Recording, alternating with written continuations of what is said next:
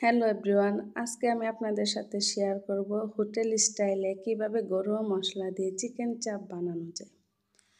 Chicken চাপটা বানানোর জন্য এখানে আমি মুরগির বুকের মাংসটা নিয়েছি 3 পিস।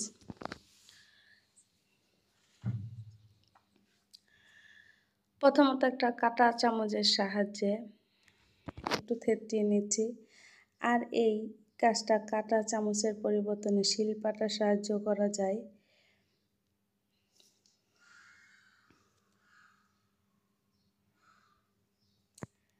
পরিমাণ মতো লবণ দিয়ে একটু মাখিয়ে নিচ্ছি।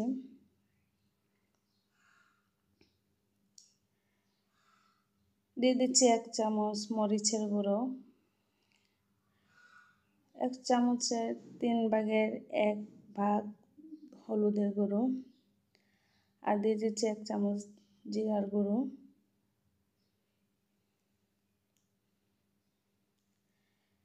1 চামচ গুঁড়ো মশলা, আর এখানে দিয়ে দিচ্ছি 1 চামচ মুরগির মাংস মশলা, আর সামান্য একটু ধনিয়ার গুঁড়া। সাথে দিয়ে দিচ্ছি 1 চামচ রসুন বাটা, 1 চামচ আদা বাটা, আর দিয়ে দিচ্ছি 2 চামচের পরিমাণ সয়া সস।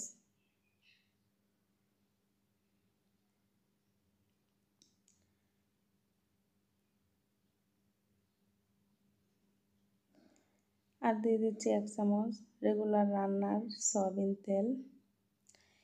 এখন সবগুলো উপকরণ ভালো করে মাখিয়ে নিচ্ছি।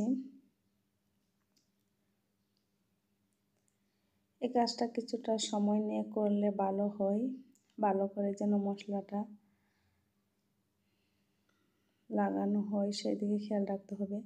মাখানো হয়ে গেলে এখানে আমি বেসনের মধ্যে, এটা কিন্তু মসুর ডালের বেসন, এই বেসনটা আমি নিজেই তৈরি করেছি। আর বাজারের কিনা বেসনের চেয়ে এই বেসনটা তৈরি করে এই চাপটা বানালে কিন্তু অনেকটাই স্বাদ হয়, আর মশলা বা বেসনে এটা পুড়ে যাওয়ারও কোনো সম্ভাবনা থাকে না। এটা একবার ট্রাই করে দেখতে পারেন। আমাদের প্রত্যেকের ঘরেই কিন্তু মসুরির ডাল থাকে। এখান থেকে 1 কাপ ডাল নিয়ে ব্লেন্ডারের সাহায্যে কিন্তু এই বেসনটা তৈরি করা যায়। আর শুধু মসুরির ডাল দিয়ে এভাবে চাপটা বানিয়ে একবার ট্রাই করে দেখতে পারেন কতটা টেস্টি হয়। ঠিক হোটেলের স্টাইলেই হয়। আর আমাদের ঘরোয়া মশলা দিয়ে কিন্তু এভাবে মসুরির ডালের বেসনটা দিয়ে চাপটা বানালে অনেক অনেক স্বাদ হয়। একবার ট্রাই করে দেখতে পারেন।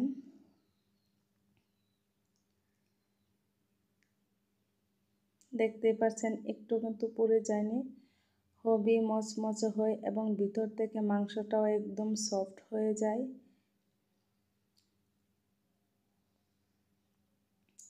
খুব সহজে কিন্তু আমরা ঘরের মধ্যে এই চিকেন চাপটা বানিয়ে নিতে পারি। আর এটা ছোট বড় সবাই কিন্তু অনেকটাই পছন্দ করে।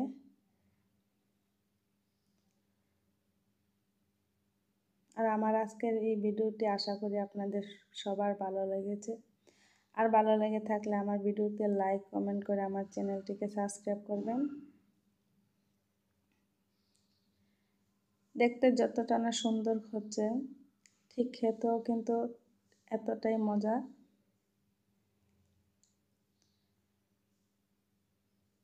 আমি একটু ভেঙে দেখাচ্ছি কতটাই না লোভনীয় হয়েছে আজকের এই চপটা।